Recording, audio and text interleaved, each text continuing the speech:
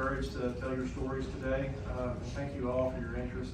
Jim, thank you so much for what you've done on behalf of the high school students. Governor, you couldn't have said it better. Montgomery County is a pretty special place. We are suburban North Houston. The Woodlands Conroe is our area. And we are proud to be the first county, and our district attorney, Brett Ligon, is the first to get a conviction for manufacturing illegal.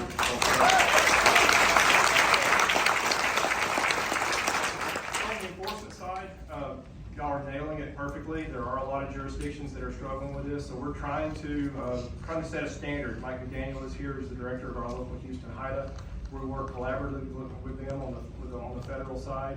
But we're pursuing these deaths, these poisonings, whether they be fentanyl or any other drug. Look, in my career, I know it's hard to believe, but I've been in this for 29 years with the same agency, started as a cadet, so I've seen some pretty terrible things, particularly with drugs. I never thought in my career that I would see anything worse than cocaine and methamphetamines, especially methamphetamines, but here we are.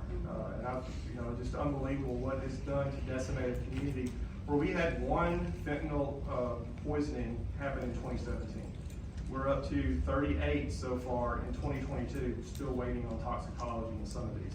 But what we're doing in our approach is that we're working these cases backwards from an investigative standpoint. So we have, it's normal when you have an overdose victim or any kind of a dead body scene that you would send homicide to that. That stands to reason. But if there's a narcotics component to it, a homicide investigator isn't trained to deal specifically with that niche market of narcotics. So we're dispatching out narcotics units, and they have a different worldview, a different look. It's not just an overdose victim. This is a human who's been poisoned by some other human. And we want to know who that human is. So we work those cases backwards using some investigative techniques that I'm not going to give up in the room right now.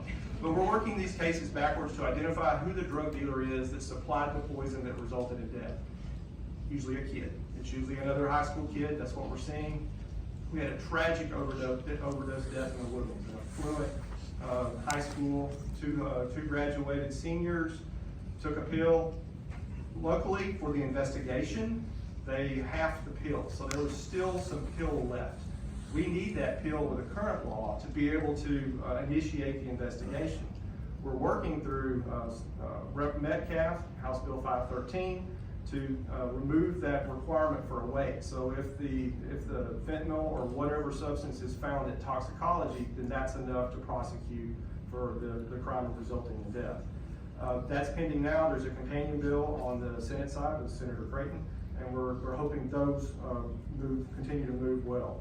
So this high school death, they had this amount of drug that was still left over. So we were able to get the first arrest, found out who the drug dealer was that gave to this high school kid, a little older guy. And now we get into the serious narcotic trafficking where you're tied to cartels and where you're tied to criminal street gangs. So that's what we're seeing, and our beautiful community is being poisoned as well.